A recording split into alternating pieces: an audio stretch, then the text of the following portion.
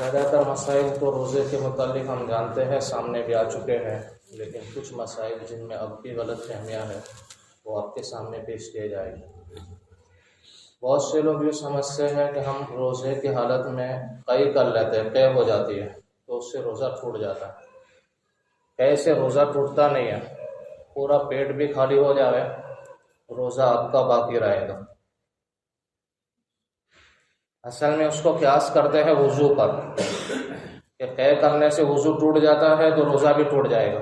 وضو تو ٹوٹ جائے گا، روزہ نہیں ٹوٹے گا۔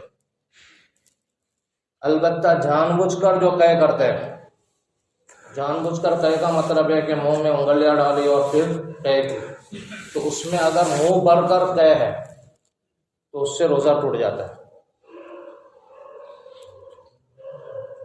بعض مرتبہ ایسا ہوتا ہے کہ ایسیڈیٹی اور ڈکار کی وجہ سے منہ میں کچھ غذائیت آ جاتی ہے، تیزابیت آ جاتی ہے۔ خاص طور پر ان لوگوں کو جو سحری میں بہت زیادہ پانی پی لیتے ہیں تو ان کو بھی ہوتا ہے، اوور لوڈ ہو جاتے ہیں۔ حالانکہ اس کی ضرورت نہیں ہے، باڈی کو جتنی ضرورت ہے اتنا ہی پانی پیو بس۔ ایک مرتبہ تجربہ کر کے دیکھ لو۔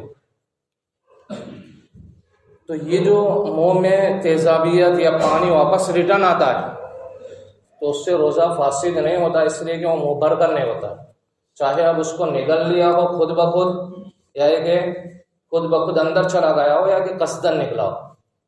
البتہ نماز کی حالت کے اندر اس کا خیال رکھنا ضروری ہے کہ نماز کے حالت میں ڈکار یا ایسیڈیٹی کی وجہ سے منہ میں وہ تیزابیت، وہ غذا آئی ہے، تو اگر خود بخود اندر چلی گئی تو نماز پر کوئی اثر نہیں پڑے گا، نماز باقی ہے۔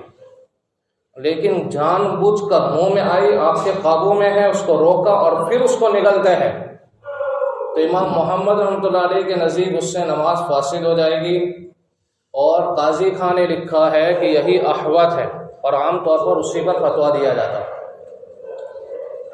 دیکھو میں نے دو باتیں بتائی، اس میں کنفیوز مت ہونا۔ ایک روزے کی صورت ہے، روزے میں تو روزہ ٹوٹے گا نہیں۔ دوسری صورت ہے نماز کے حالت۔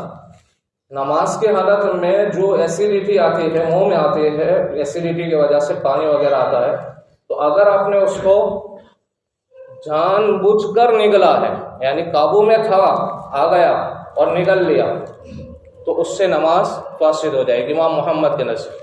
خود بخود اندر چلا گیا ہے، آپ کے قابو میں نہیں تھا، اس سے کوئی فرق نہیں پڑے گا، نماز فاسد نہیں ہوگی۔ جان بوجھ کر نگلا ہے تو نماز فاسد ہو جائے گی۔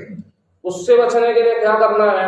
آپ کے پاس رومال ہے، رومال میں لے لو، کپڑا ہے آستین کے کنارے پر ادھر لے لو، وہ معمولی سا پانی ہوتا ہے، غذائیت ہوتی ہے، تو وہ ناپاک نہیں ہے۔ دیکھو قے ناپاک اس وقت ہوتی ہے جب منہ بھر کر سے کم ہوتی ہے، تو وہ جو منہ میں سے نکلتا ہے وہ ناپاک نہیں ہے۔ اسی وجہ سے کہا جاتا ہے کہ چھوٹا بچہ جو ہوتا ہے نا، چھوٹا بچہ دودھ پی کے کلی کر لیتا ہے، تو وہ جو دودھ پی کے، چاہے دودھ پی کے فوراً ہی اس نے کلی کر لی، منہ بھر کر ہے تو وہ ناپاک ہے، اس سے احتیاط کرو۔ منہ بھر کر نہیں ہے تو ناپاک نہیں۔ عام طور پر چھوٹے بچے کا جو منہ ہوتا ہے نا بہت چھوٹا ہوتا ہے، تو اس کا اتنا بھی منہ بھر کر ہوتا ہے، تو اس میں احتیاط کرنی چاہیے۔ یہ کچھ باتیں تھی، اللہ تعالیٰ اس کو سمجھنے کی اور اس پر عمل کی توفیق نصیب فرمائے۔